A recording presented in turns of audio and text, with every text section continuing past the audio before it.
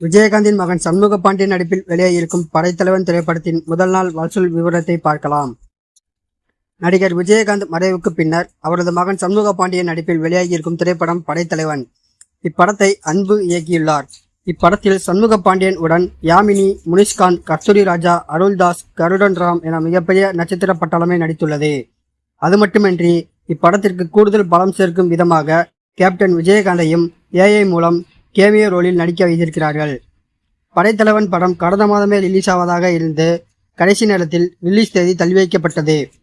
இதையடுத்து கடந்த வாரம் திரைக்கு வந்த கமலஹாசனின் தக்லைப் திரைப்படம் சொதப்பியதால் இந்த வாரம் அதற்கு போட்டியாக படைத்தலைவன் படத்தை ரிலீஸ் செய்துள்ளனர். அதனுடன் எந்த பெரிய படங்களும் ரிலீஸ் ஆகாததால் இப்படத்தில் 500 தியேட்டர்கள் ஒதுக்கப்பட்டனர்.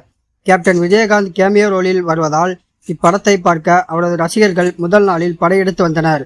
இதனால் பெரும்பாலான இடங்களில் ஹவுஸ்ஃபுல் காட்சிகளாக இப்படம் திரையிடப்பட்டது.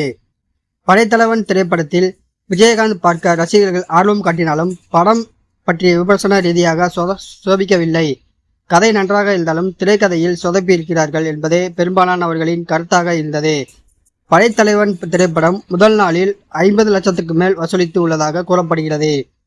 சண்முக பாண்டியன் போன்ற புதுமுக நடிகர்களின் படத்திற்கு இது நல்ல தொடக்கமாகவே பார்க்கப்படுகிறது. கமலஹாசன் நடித்த தக்லைப் திரைப்படத்திற்கு போட்டியாகத்தான் படைத்தலைவன் படம் ரிலீஸ் ஆகியுள்ளது. படைத்தலைவன் நேற்று மட்டும் 50 லட்சம் வசூலித்திருந்த நிலையில் தக்லைப் திரைப்படம் நேற்று ஒரு நாள் மட்டும் ரூபாய் 60 லட்சம் தான் வசூலித்து இருந்தது. தக்லைப் திரைப்படம் போன்ற மிகப்பெரிய பட்ஜெட்டிற்கு நிறையாக படைத்தலைவன் போன்ற சிறு பட்ஜெட் படம் வசூலித்துள்ளது. பலரையும் ஆச்சரியத்தில் ஆழ்த்தியுள்ளது. இந்த நாளையும் விடுமுறை நாள் தினம் என்பதால் படைத்தலைவன் மேலும் அதிகமாக வசூலிக்கும் என எதிர்பார்க்கப்படுகிறது.